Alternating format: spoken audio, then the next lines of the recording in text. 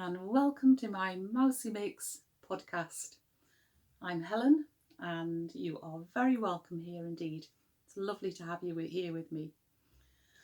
And this is just my little space on YouTube where I chat about the creative things that I do, often yarn related but not always. Today I'm not going to share with you any of the things that I'm busy making. I haven't made huge progress since my last podcast, so I'll wait till next time and show you how I've been getting on with those things.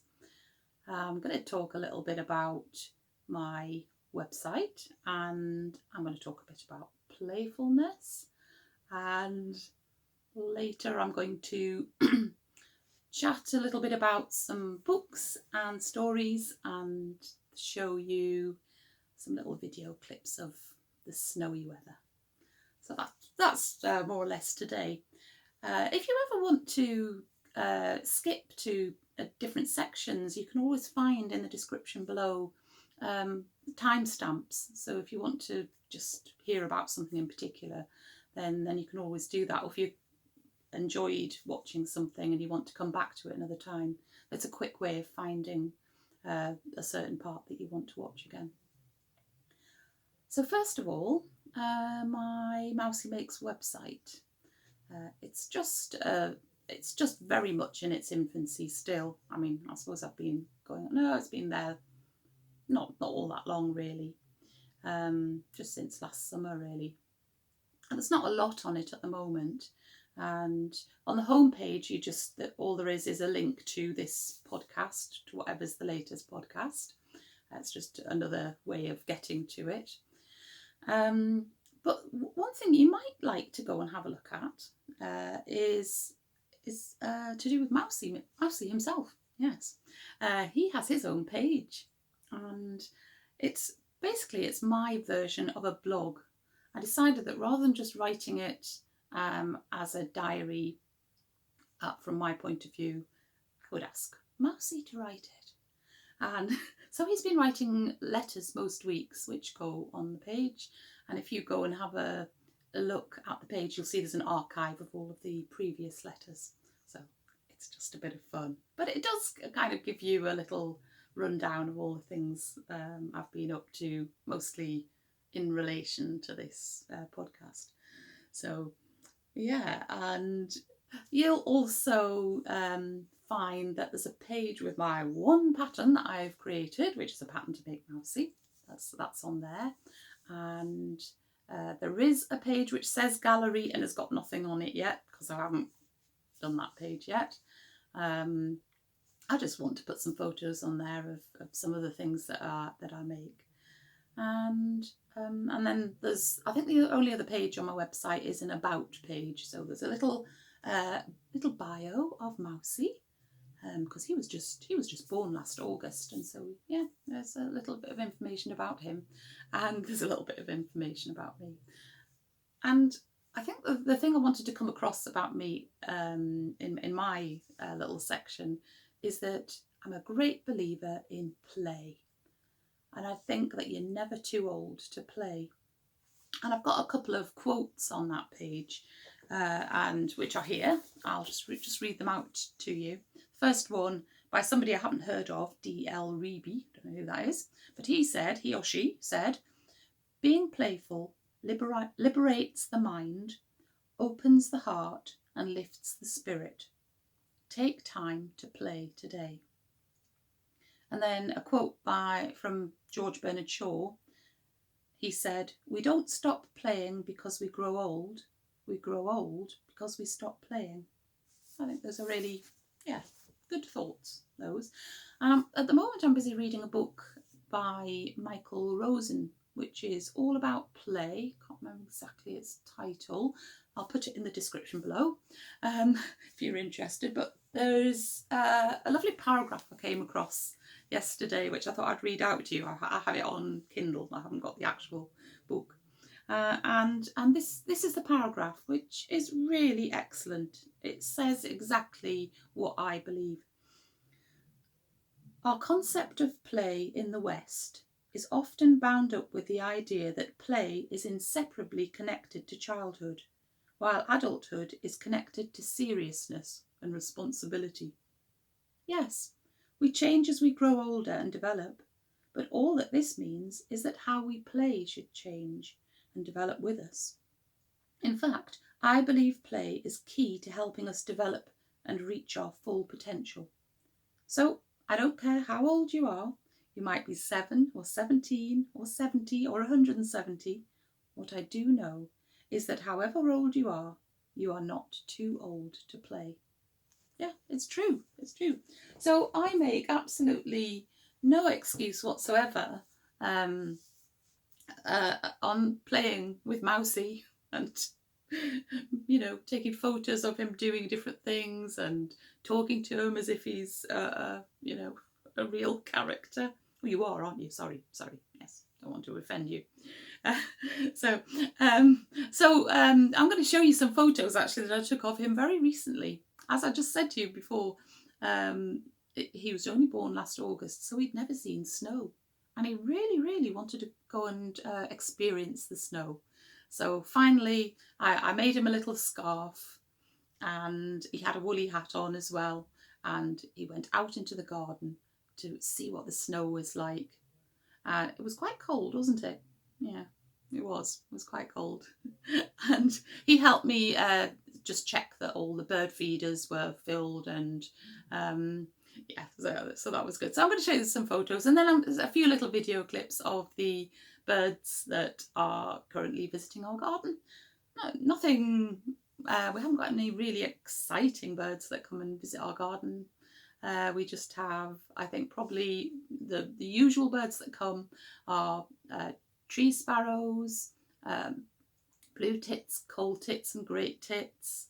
There's lots of blackbirds seem to be about. There's a robin and starlings and wood pigeons. So sometimes goldfinches, sometimes bullfinches, but otherwise I don't think I've seen any other birds. But I love watching them anyway. I don't mind that they're not rare and special. They're all special, aren't they? They're really interesting to watch. So here we go. So here's a few photos and video clips.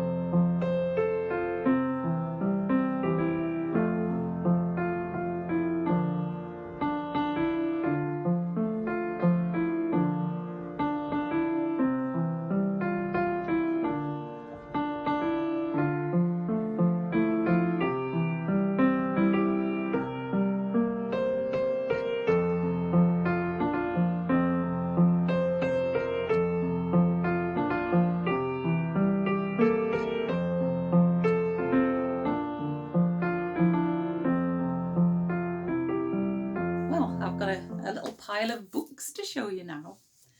I mentioned a couple of episodes ago that I had a bit of a collection of storybooks, children's storybooks really, that have got something to do with knitting or yarn. And I was actually going to read you one today. I was going to read this one. A story, well-known story called The Mitten, which was actually written in 1939. But actually, having read up a little bit more about copyright and things, I've decided it's probably better if I don't do that.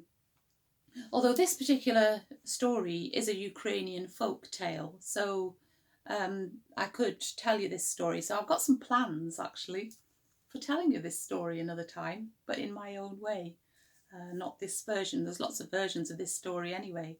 And the one that Jan Brett wrote for this book, I'd published in this book, is not the same as versions that she read about before she wrote the book. Basically, this story is about a woolly mitten that gets lost in the snow, and lots of animals cozy up inside it. So quite a fascinating story, that one. Then I have two stories about a little penguin. I've got this one, Penguin and the Pinecone, and Penguin in Love. They are such cute little stories, all about friendship and love, as it suggests. In the first one, the penguin finds a little pine cone, doesn't know what it is. He's never seen one before. It's obviously floated there on the ocean from somewhere, and so he makes it his friend, and he knits a little scarf for it, because this is a knitting penguin. He knits a little scarf for it, and eventually, though, the pine cone is not looking too healthy, and it is suggested that the penguin takes the pine cone back to the place where it came from, and it has a really sweet ending, that story, as does this one, Penguin in Love. And this one is not only do we have Penguin, the main character, who likes knitting, but there is a little girl penguin who also likes knitting, and they're both a bit lonely, and of course, you know, we have to have a happy ending, and there are two puffins in the story who help to bring these two knitting penguins together in the end. So that's really, really a lovely story. I don't know if you've seen a series of stories by Oliver Jeffers about some funny little characters called the Hueys. And this one is called the Hueys in the New Jumper. And this one is all about standing out from the crowd, but then what happens then is that everybody wants to be like the person who's standing out in the crowd, and it's got a really amusing ending to the story. I don't really want to tell you the endings of these stories in case you decide to have a look at the books yourself. So that's a lovely one. But it's all about knitting jumpers. That one is. This is a beautiful book by Carol Ann Duffy. It's called The Princess Blankets, and it's a modern fairy tale, and it's about a princess who can't get warm, and the king and queen say that if any prince can come and find some way of making her warm, then they can have her hand in marriage. A good fairy tale. But of course, nobody can manage it. And then one very strange character comes along. I think, what does it say? A stranger in black with hard grey eyes comes along and says that he can definitely warm up the princess. And so, in a magical way, he provides a series of blankets, which are the blankets in the title of the story. And but however, that doesn't really work, and it takes a special, ordinary person to come along, and he finds a special way of warming up the princess, which I love because he plays some music, and music is one of the things that I love as well. That definitely warms the heart when you hear some lovely music. And so I think that story there is really absolutely suitable for adults as well as for children, and it has some lovely sparkly illustrations as well, like a bit of sparkle in the books. Lots of the pages have got sparkliness in them, so really nice. So that's a lovely one there. I think the next couple of books are definitely aimed more at children. We've got Stanley, the Amazing Knitting Cat, and yeah, it just goes around knitting for everybody. As does the next character, Knitting Nell, a little girl who loves knitting and who's a little bit lonely, really. But it's a book about how it's okay to be a little bit different, and how in the end we can be really appreciative of each of our different talents that we have. And it's particularly special that this one's called Knitting Nell, because one of my lovely nieces is called Nell, and she loves knitting. She's very good at knitting, and my other niece as well, Libby. She can knit too. They both went to knitting club at school before the days of the pandemic. So that's extra special that's called Knitting Nell. And then the final book in my collection, I think this is my entire collection apart from the one that I read before, is this lovely book called Extra Yarn. And on the back, the blurb on the back, this looks like an ordinary box, but turns out it isn't. And it turns out that this box has got lots of colourful yarn in it.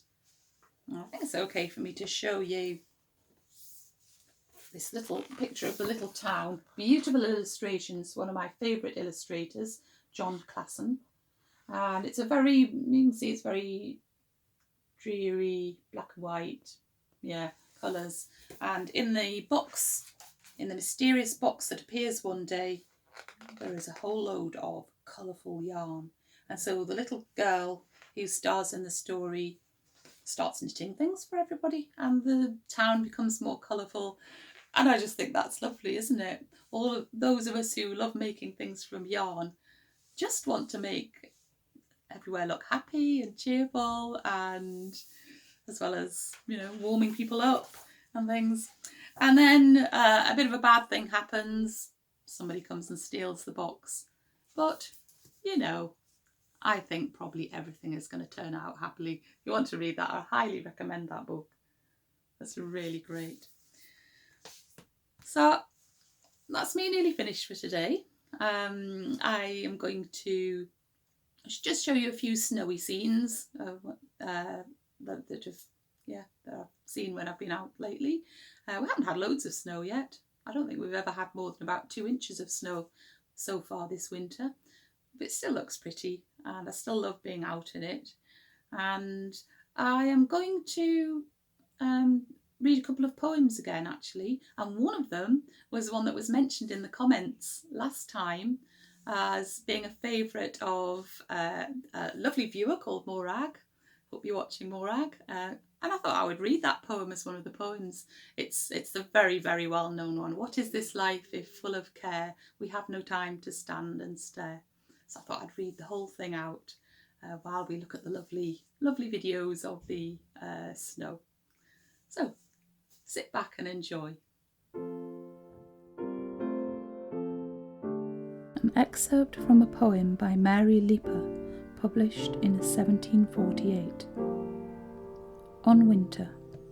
What pictures now shall wanton fancy bring, or how the muse to Artemisia sing?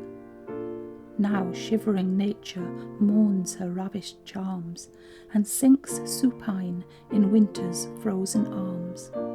No gaudy banks delight the ravished eye, but northern breezes whistle through the sky. No joyful choirs hail the rising day, but the froze crystal wraps the leafless spray.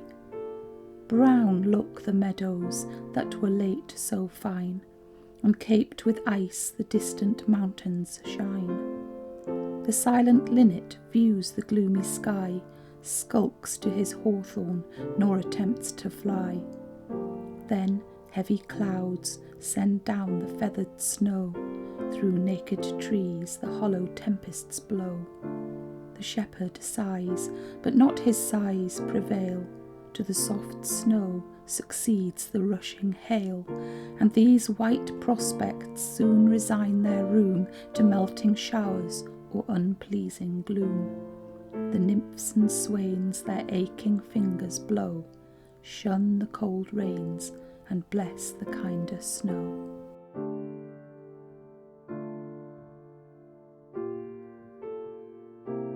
Leisure by William Henry Davies. What is this life if, full of care, we have no time to stand and stare?